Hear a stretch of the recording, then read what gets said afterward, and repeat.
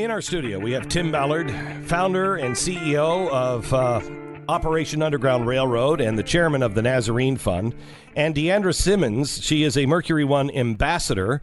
She is the chair, her and her husband, at the Mercury One Gala, which is happening November 17th, and we welcome them both to the studio. Hi. Hi. How are you? Great.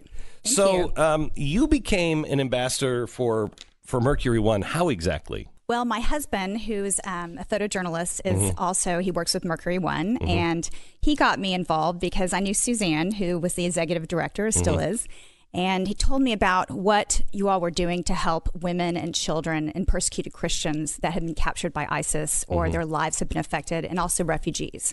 The reason I was interested in the story is because I am a survivor of domestic violence. And I felt like if I could go and talk to these women, maybe they would talk to me and tell me their stories, and maybe we could help them. And I could help translate that story with Suzanne. I was lucky enough to be able to go to Iraq with my husband in September. How was that experience? I say lucky enough. I mean, lucky enough because it was a very difficult experience, but something that I feel like I can tell people about this, and people in the United States don't understand. They don't even know what a Yazidi is. They don't know that about the Assyrian Christians, and they don't know what's happening in the Nineveh plain. And to see it firsthand, and then the very last day, Glenn, I mean, we were so blessed because the very last day, I remember it was about 5 or 6 at night, and we got a call, and they said, okay, there's a woman that was just rescued, and we're going to go meet with her. Would you like to come? And so, of course, I mean, downstairs in 5 minutes, we went there. She did not want to talk to any men. She was completely ashamed. She was hiding her face, hiding her head. She wanted to basically end her life, had tried to end her life. She was living in a 2-room apartment with no furniture.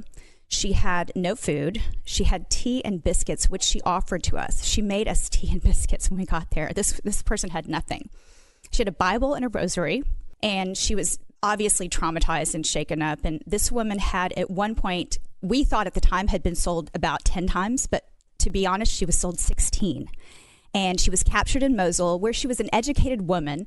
She was 48 years old. She was working at the university. And to be taken up by these monsters and sold 16 times. Can you imagine? I mean, this woman had an experience in life. She was older. She wasn't younger. And I guess she was probably, I would think when she was in captivity, I know a lot of them were held together. She was probably like the mother to some of these girls, but she was raped repeatedly. The first man that bought her was a preacher, an ISIS preacher. So can you imagine? So he would go preach in the mosque and then rape her repeatedly. Then he also would give her cortisone injections, and he would also give her the morning after pill, saying it was birth control. Well, that actually affected her eyesight. So she has severe problems with her eyesight. At one point, she jumped off of a 3-story building to avoid being raped by another man and broke her feet, her legs, and her back. Oh, my gosh. And she was cleaning houses for 25 people and preparing food, basically crawling around on the floor in casts on her legs. And this went on for about 3 years. The end of her story, she was finally sold to somebody that sold her to someone. They got her out. So that's all I'm going to say about that.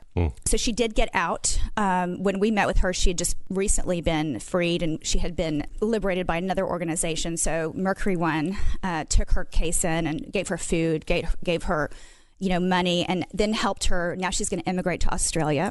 They've given her counseling, obviously medical treatment. I mean, the first thing she said to me, and I remember when I talked to her, and I went about it like this. Suzanne talked to her first, and then I said to her, I am a survivor of domestic violence, and they were translating. She doesn't speak English. And I said, so I know pain. I don't know the kind of pain and what you went through, but I do know what it's like to be tortured and to be raped and treated in the way that you were treated, but not in captivity. I didn't want her to think I was marginalizing her experience, but she said to me with tears running down her face, she said, I know that you understand because I can see it in your eyes that you've been through something traumatic. So to be able to have that experience with her, and then we talked to her, and she started opening up.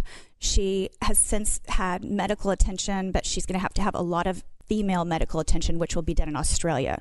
basically Mercury 1 has dealt with her, physical injuries with regards to her breaking her legs and her back and her feet and everything. What I always do with the people I meet with, I always say, do you mind if I pray with you? And she was so willing to have us pray with her. And I just prayed that God would protect her and that he would give her hope. I mean, this is the most horrific view or image I have of being in that apartment. She still had that burqa was hanging from the ceiling in the corner. I don't know if she thought, well, I may have to go back. I better keep this in case somebody captures me again. I mean, the whole apartment, every window was covered. She couldn't go out. She was in hiding. To live like that 24 hours a day in hiding, and you can't go out of your apartment, and to go to the store or something, you have to be careful. I mean, it's just, she had no friends. She has no one. She's completely alone. She has no family that will take her in. She tried to go back to her family, but her family, of course, is ashamed, so they won't take her in.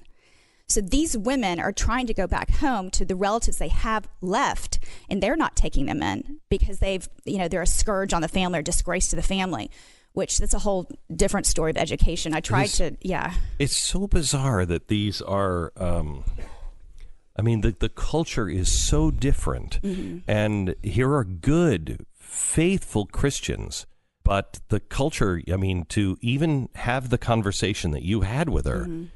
shouldn't have been had in that culture. Two women talking about this shouldn't have been happening.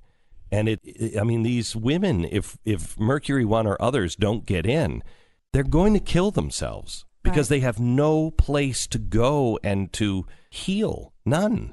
That was my big fear, is that when we left, she wouldn't be able to hold on until we got help to her and repeated help and counseling.